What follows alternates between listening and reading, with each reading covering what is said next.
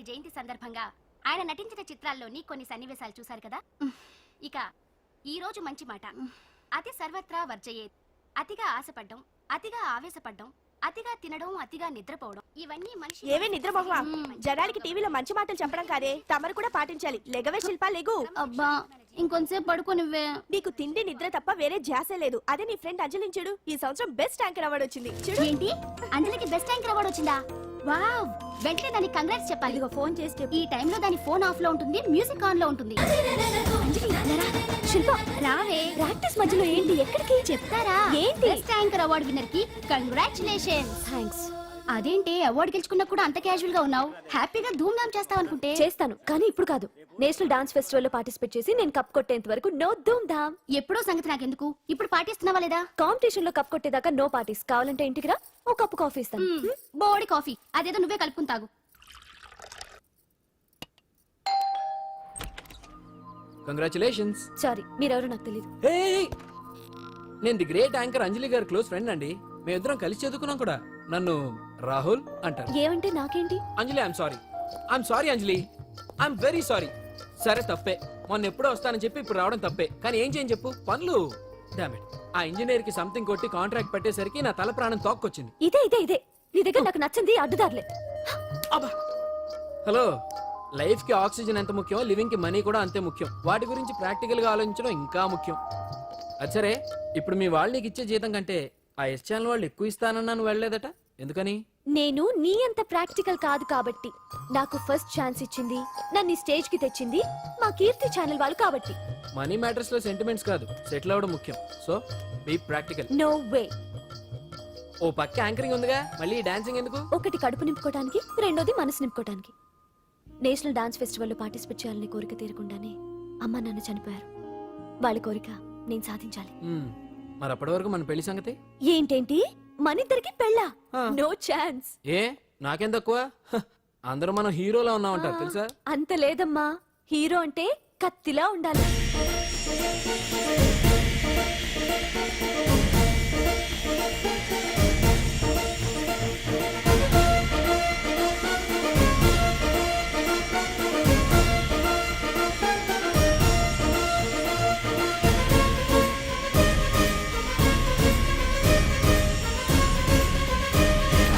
మంగళవారం వస్తారా? ఉంటా. అలాగే పాండు. అవును, నాకు ఒకటి అర్థం కాదు. ఏంటో? ఇప్పుడు ఇక్కడ ఈ పని చేస్తావు, ఒక రోజు ట్రక్కు నడుపుతావు, ఇంకో రోజు మెకానిక్ అంటావు. ఇలా 10 చోట్ల 10 పనులు చేసే బదులు ఇక్కడే పర్మనెంట్ గా చేసుకోవచ్చుగా. నేను 10 రకాల పనులు చేసేది పచ్చ నోట్ల కోసం కాదండి, 10 మందికి దగ్గర అవుదామని. వస్తానండి. ఎక్కడికి? ఇంకో పనికా? లేదా మా చింతల బస్సుకి. ఏమండి ఏమండి, లోపల ఎవరండి? హలో,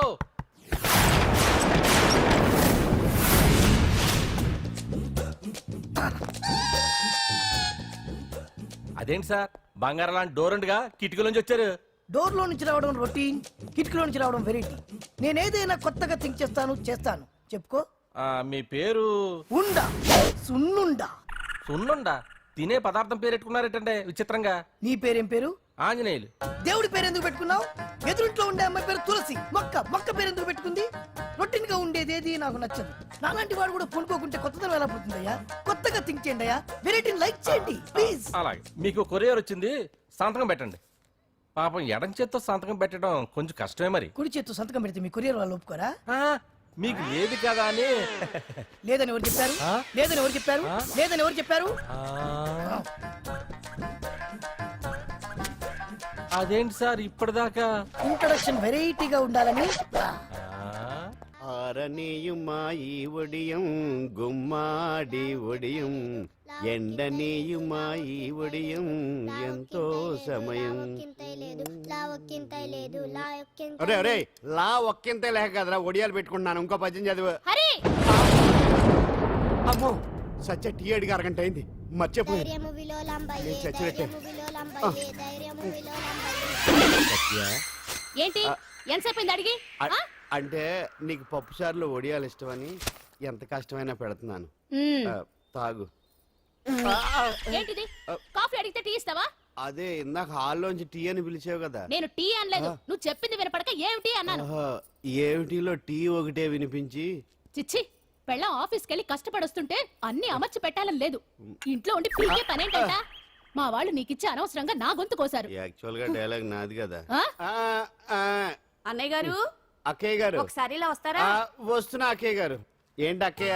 అన్నయ్య గారు ఆ. ఒక కప్పు కందిపప్పు ఉంటే ఇస్తారా దాన్నే భాగ్యం కందిపాపేడు కప్పు కూడా ఇచ్చేసాను. నువ్వు రాత్రి చక్రవాదం సీరియల్ చూసావా? మా ఇంట్లో కరెంటు ఉండి వస్తే కదా అన్నయ్య గారు చూడడానికి మరి మీరు ఏం జరిగిందంటే సత్యాకి తలకాయ పొడి వస్తే అమృతాంజన్ రాజు పిల్లని పడుకోబెడితే 10 అయిపోయింది. ఇంకెక్కడ చక్రవాకం? అన్నానని కాదు గాని ఏ మాటకు ఆ మాట అన్నయ్య గారు మీలాంటి భర్త దొరకటం వదిన అదృష్టం ఇందా కందిపప్పు కదా అడిగా, మర్చిపోయాను. అయిపోయింది. లేదు కొంచెం ఉంటే పప్పు సార్ పెట్టేశాను. అక్కయ్య గారు దీనికి కందిపప్పు కాదు గన్నేరు పప్పు ఇవ్వాలి. ఆ, కుళాయిలో నీళ్ళు వస్తున్నాయి వదిన నా బిందు కూడా పెట్టి వచ్చేస్తున్నాను. మురటోడు నా మగుడు మోజు పడితే ఏంటండి దారి కట్టంగా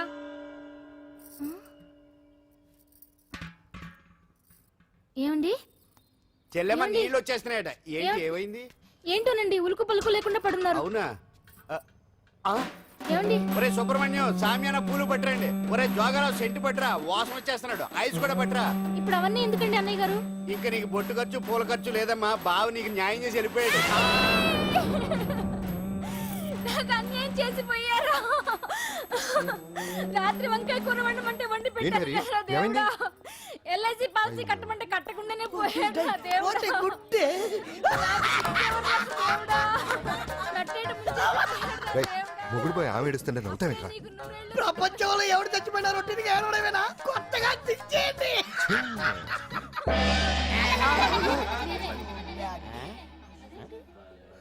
ఏటి కావుడు అందరూ ఇలా ఉన్నారేటి ఎవడైనా పోయేటి నువ్వే పోయావు అనుకున్నావు. నేను పోవడం ఒకటి శవాసనం వేసి యోగ నిద్రలోకి వెళ్ళాను నేను శాశ్వత నిద్ర అనుకున్నా.